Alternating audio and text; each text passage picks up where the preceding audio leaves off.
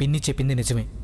నేను తన కోపాన్ని పోగొట్టాలి, మనసులో ప్రేమని బయటికి రప్పించాలి. అప్పుడే తను మళ్ళీ నా సొంతం అవుతుంది.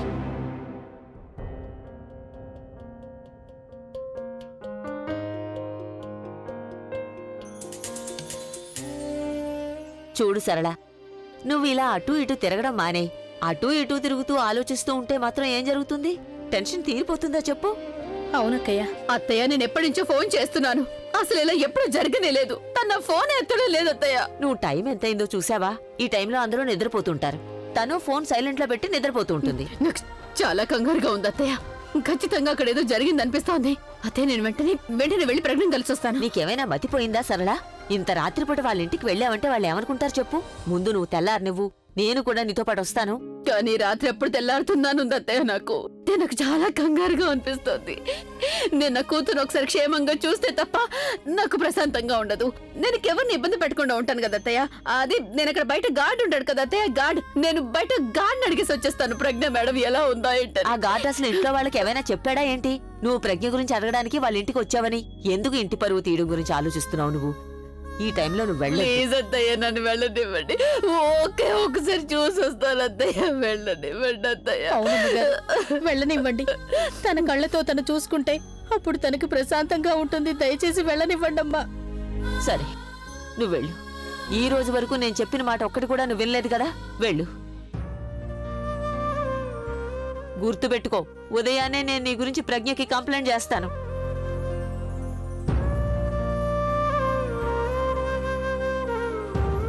నానమ్మా, మీ కళ్ళల్లో కన్నీళ్ళు. కన్నీళ్ళా? నీకెవరైనా మతిపోయిందా? నేను ఏడవటం లేదు, నా కళ్ళల్లో ఏదో పడుంటుందంతే.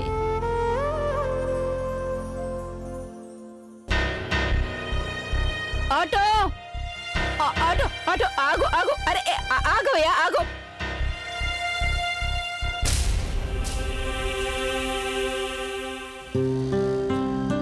బాబు, కాస్త నిదానంగా పోనివ్వు. నువ్వు బానే ఉన్నావు కదా?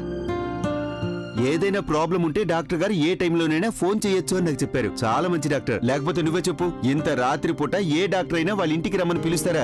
ఈ టైంలో మనం హాస్పిటల్కి వెళ్ళామంటే అక్కడ వెయిట్ చేసి చేసి తెల్లారిపోతుంది కూడా. నువ్వు నా చెల్లెలి జీవితాన్ని నాశనం చేశావు. ఇక నేను నిన్ను ఇంట్లో ఉండనివ్వను. అవుట్. ఇంకోసారి నా ఇంటికి రావడానికి ప్రయత్నించుకో. అమ్మమ్మ ప్లీజ్.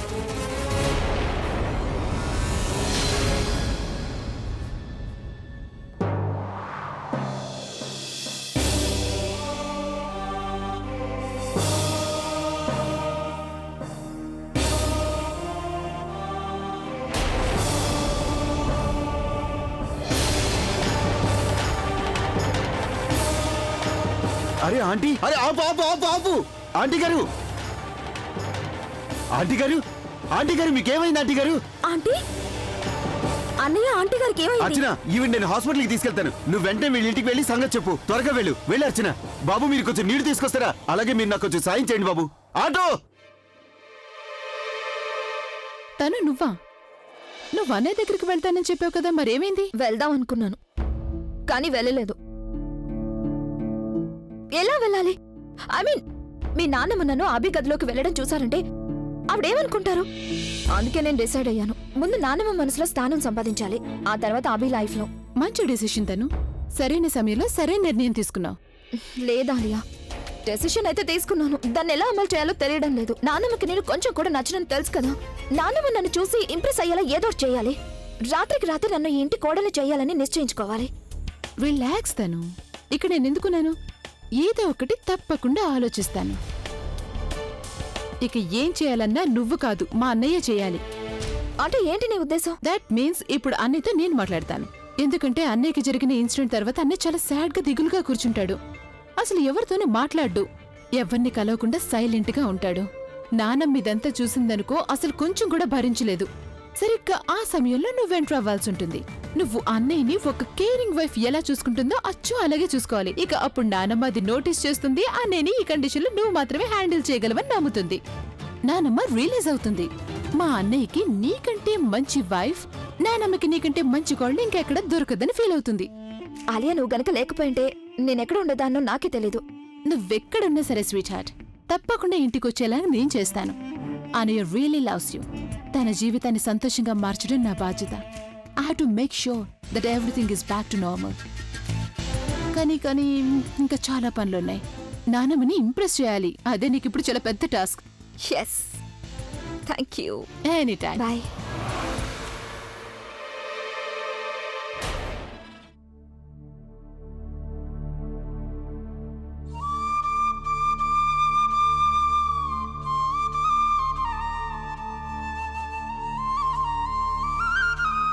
ఇకెప్పుడు తనని వదిలి వెళ్ళొద్దు. ఎప్పుడు తనకి దూరంగా ఉండొద్దు. నీ ప్రేమ మీద నమ్మకం ఉంచాలి. తనని పొందాలి అంటూ నువ్వు అనుక్షణం ప్రయత్నిస్తూ ఉండాలి. ఇప్పుడు నేను బుల్బుల్ కోపాన్ని పోగొట్టాలి. నా మీద ఉన్న కోపం పోయిందంటే తన మనసులో ఉన్న ప్రేమ బయటకొస్తుంది.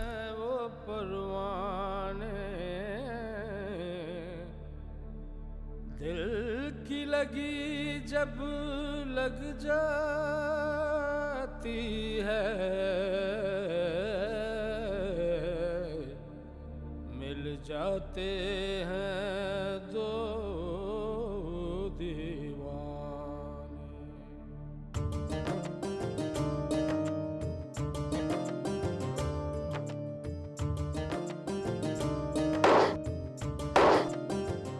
హీరోలాగా ప్రవర్తించాల్సిన అవసరం లేదు.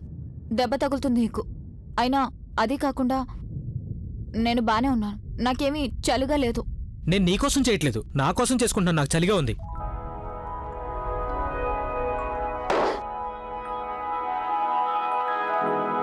నువ్వు ప్రతిసారి ఇలాగే చూసి నేను బాధపడేలా చేస్తున్నావు. ఇప్పుడు నాకు దెబ్బ తగిలితే నువ్వు ఎలా ఫీల్ అవుతావో నేను కూడా చూస్తాను.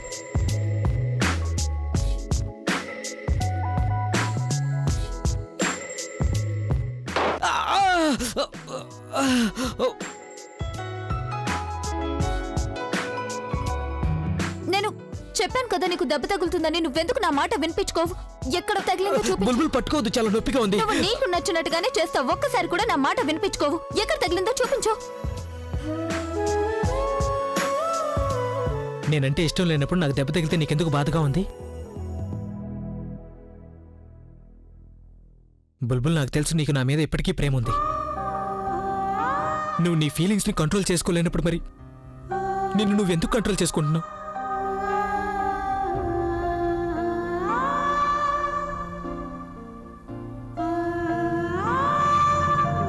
నీకు దెబ్బ తగిలింది కదా, నువ్వు అబద్ధం చెప్పావు కదా, నాటకం ఆడావు కదా. నాటకం అయితే నువ్వు కూడా ఆడావు కదా. నీ మనసులో ఇంత ప్రేమను పెట్టుకుని బయటికి ఎందుకు ఇంత కోపం చూపిస్తున్నావు? You know what? I really hate you.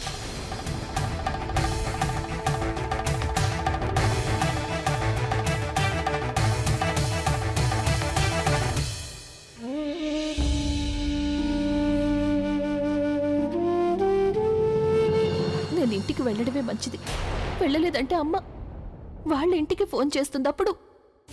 అప్పుడక్కడ అమ్మకి ఎవరో ఒకళ్ళు ఈ విషయాన్ని చెప్పేస్తారు. లేదు, నేను ఇంటికి వెళ్ళి ఎలాగోలా అమ్మకి నచ్చ చెప్తాను. నేను ఈ విషయాన్ని ఎలాగోలా హ్యాండిల్ చేయాలి. లేకపోతే అమ్మని, నాన్నమ్మని, బుల్బుల్ని ఎవరు చూసుకుంటారు? నేను ఇంటికి వెళ్తాను. నాకు అభికి కుదరడం లేదు అని నేను ఏదో ఒకటి చెప్పి అక్కడే ఉండిపోతాను. ఆ తర్వాత నెమ్మదిగా కాలంతో పాటు అందరికీ నేను మా బంధం గురించి నిజం చెప్పేస్తాను. ఉన్నట్టుండి మొత్తం అంతా చెప్పేస్తే అమ్మ నిజం తట్టుకోలేదు. నేను ఈ సమయంలో అమ్మకి ఎలాంటి బాధ కలిగించలేను.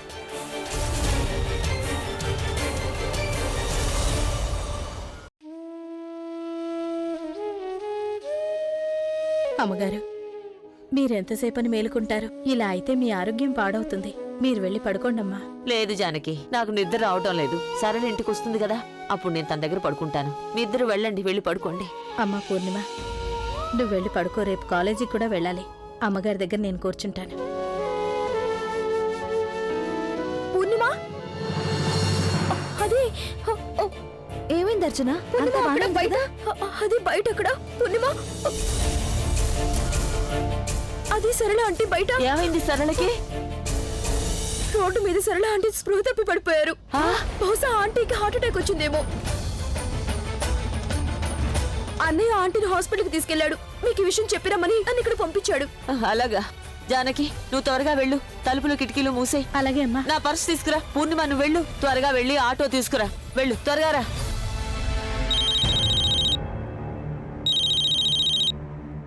ఎంత రాత్రిపూట ఫోన్ ఎవరు చేస్తున్నారు?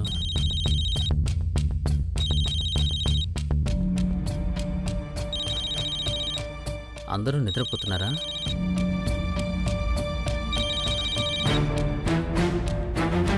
హలో, ఎవరు? నేను ఆకాష్ని మాట్లాడుతున్నాను. మీరెవరు? మీరు ఎవరితో మాట్లాడాలి? నేను అర్చనని మాట్లాడుతున్నాను.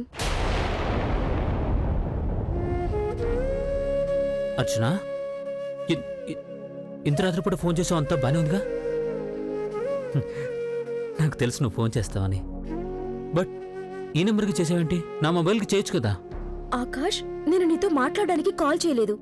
నేను ఇప్పుడు ఎందుకు కాల్ చేశానంటే, ప్రజ్ఞ వదిన వాళ్ళ అమ్మకి హార్ట్ అటాక్ వచ్చింది. What? Oh my god. Please నువ్వు మీ నాన్నమ్మకి అలాగే ప్రజ్ఞ వదినకి ఇన్ఫార్మ్ చేయి. అలాగే ఇది కూడా చెప్పు, మా అన్నయ్య ఆవిడ హాస్పిటల్కి తీసుకెళ్లాడని. Of course I do that. నేను ఇప్పుడే చెప్తాను. అర్చన, నేను కూడా నీతో. ఆకాష్, ఇప్పుడు ఇవన్నీ మాట్లాడే సమయం లేదు. ప్లీజ్ నువ్వు వెంటనే వెళ్ళి వాళ్ళకి ఇన్ఫార్మ్ చేయి. నేను ఉంటాను. బాయ్.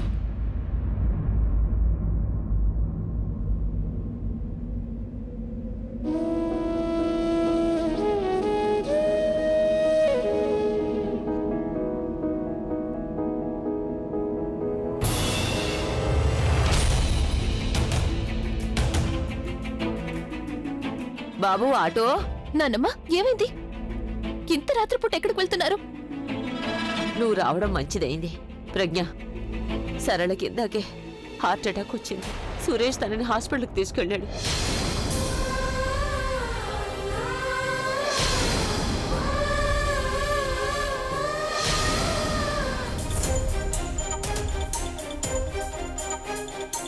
డాక్టర్ గారు, ఈవిడికి ఏం కాదు కదా? చూడండి, ఇప్పుడే నేనేం చెప్పలేను. కొన్ని టెస్టులు చేయాల్సి ఉంటుంది. వచ్చిన రిపోర్ట్స్ చూసిన తర్వాతనే నేను మీకేమైనా చెప్పగలను. అర్చన ప్రజ్ఞకి దీని గురించి చెప్పిందో లేదో తెలియదు. ప్రజ్ఞ ఇక్కడికి వచ్చి ఆంటీ గారి నీ పరిస్థితుల్లో చూసి ఎలా రియాక్ట్ అవుతుందో అర్థం కావట్లేదు. మేము అక్కడికే వెళ్తున్నాం. ప్రజ్ఞ, నువ్వు కూడా మాతో రామ్మా. పద.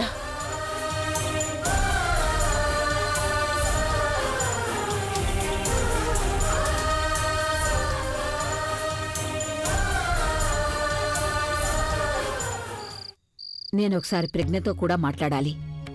అభి ఏదైతే చెప్తున్నాడో అది నేను ప్రజ్ఞ నుంచి కూడా వినాలనుకుంటున్నాను. ఎందుకంటే ఇది అపోహ కూడా అయ్యుండొచ్చు కదా. నా ఎంపిక అలాగే నా అంచనా ఎప్పుడూ పొరపాటు కాదు.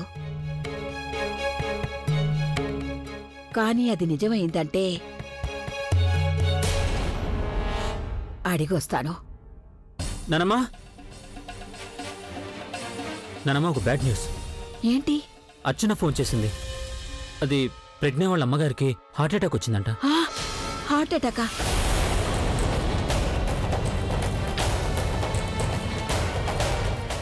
ఓరి దేవుడా, ఎలా జరిగింది? ఎప్పుడొచ్చింది? అదంతా నాకు తెలియదు నానమ్మా. ఆవిడ హాస్పిటల్లో ఉన్నారు. అలాగా? నువ్వెళ్ళి బండితి, నేను ప్రెగ్నెంట్ తీసుకొస్తాను. అలాగే నానమ్మా. వెళ్ళు.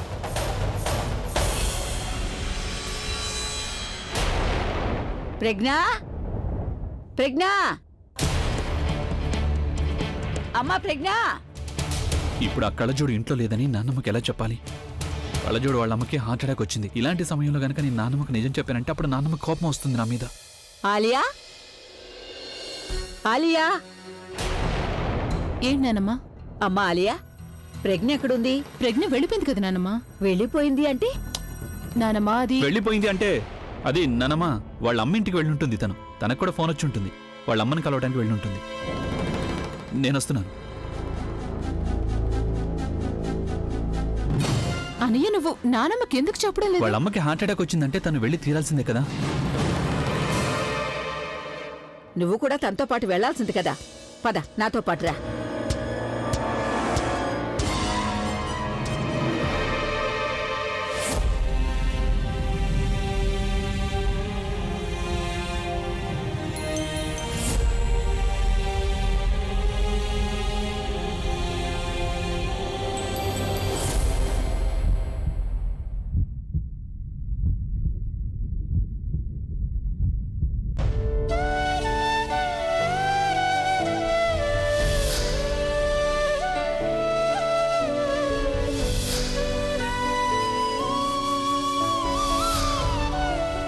నువ్వు అస్సలు టెన్షన్ పడకు. నీ ఆరోగ్యం జాగ్రత్తగా చూసుకో. అక్కడికి వెళ్ళిపోయాను కదా, నీ గురించి పట్టించుకునే వాళ్ళు లేరు అనుకోవద్దు. నేను రోజు ఫోన్ చేసి నీ గురించి తెలుసుకుంటాను. ఇప్పుడే కదా తనకు అత్తవారింట్లో సంతోషం దక్కింది. నా ప్రజ్ఞ తన అత్తవారింట్లో సంతోషంగా ఉంటుంది. ఇక నాకెప్పటికీ ఏమీ కాదు.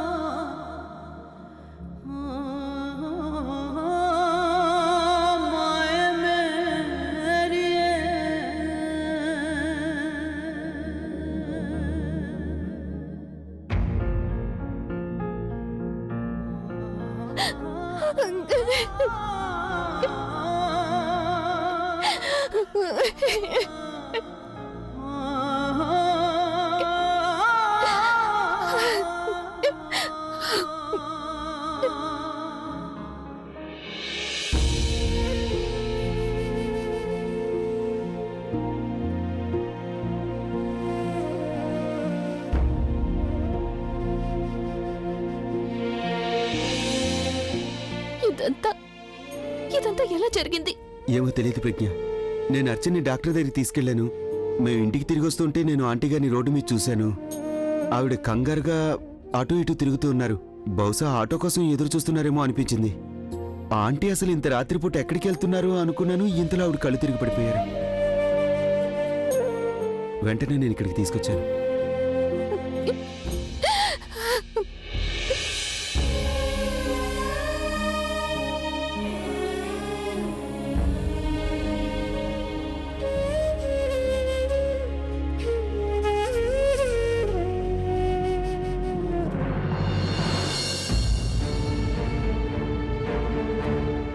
పేషెంట్ ఫ్యామిలీ మెంబర్స్ ఎవరు? మేమే. ఈవిడికి ఇమీడియట్ గా ఆపరేషన్ చేయాల్సి ఉంటుంది.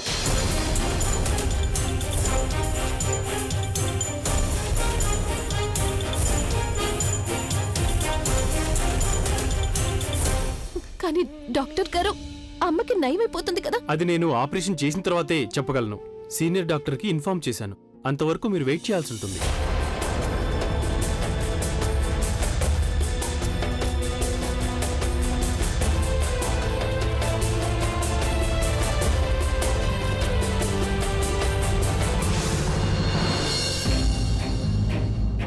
ఐసీయూ ఎక్కడమ్మా? అటువైపు. అటా? అలాగే. అరే, నువ్వెందుకు ఆగిపోయావు? రా. నానమ్మ, నా ఫోన్ కార్లోనే ఉంది, నేను వెళ్ళి తెచ్చుకుంటాను. ఫోన్ తర్వాత తీసుకోవచ్చు. దానికన్నా ఇది ఎక్కువ ముఖ్యం. ఓ నో, మళ్ళీ కళ్ళజోడిని ఫేస్ చేయాల్సి ఉంటుంది. తనని చూసిన తర్వాత నేను నా కోపాన్ని ఎలా కంట్రోల్ చేసుకోవాలి? నేను తనని అసలు చూడను. అలాగే తనని నా దగ్గరికి రానివ్వను. తన ఫ్యామిలీలో ట్రాజడీ జరిగింది, కానీ దానివల్ల నేను నా డెసిషన్ని మార్చుకోవాల్సిన అవసరం లేదు. నేను తనతో అన్ని బంధాలు తెంచేసుకున్నాను. మళ్ళీ ఎప్పటికీ ఈ బంధం ముడిపడదు. నేను కేవలం ఇక్కడికి నాన్నమ్మ కోసం వచ్చాను అంతే, ఇంకెవరి కోసం రాలేదు.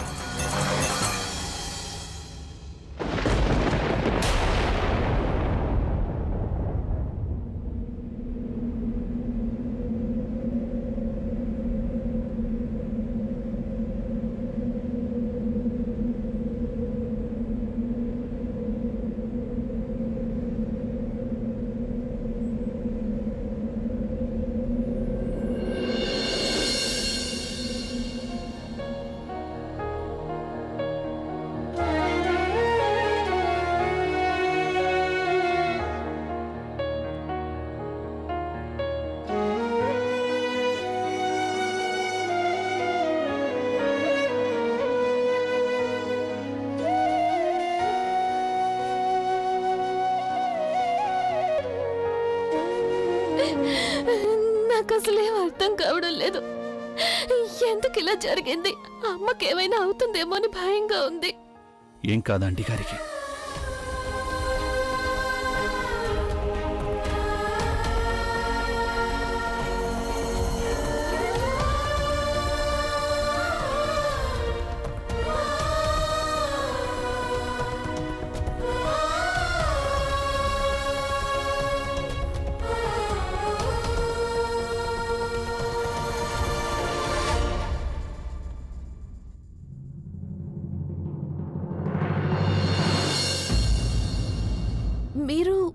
అది బహుశా కళలో ఏదో పడిందనుకుంటాను.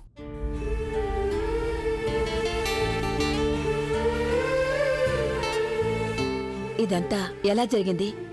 ఇప్పుడు తనకి ఎలా ఉంది? ఇప్పటి వరకు స్పృహలోకే రాలేదు. డాక్టర్ గారు తనకి ఆపరేషన్ చేయాలంటున్నారు. ఆపరేషనా?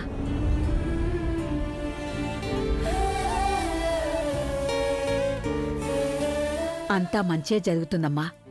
భగవంతుడు అంతా చక్కదిద్దుతాడు.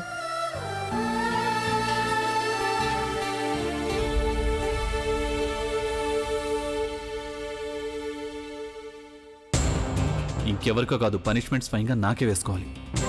అనుకునేది ఒకటి, చేసేది ఇంకొకటి. తనని చూడకూడదు అనుకున్నాను, కానీ దగ్గరికి తీసుకున్నాను.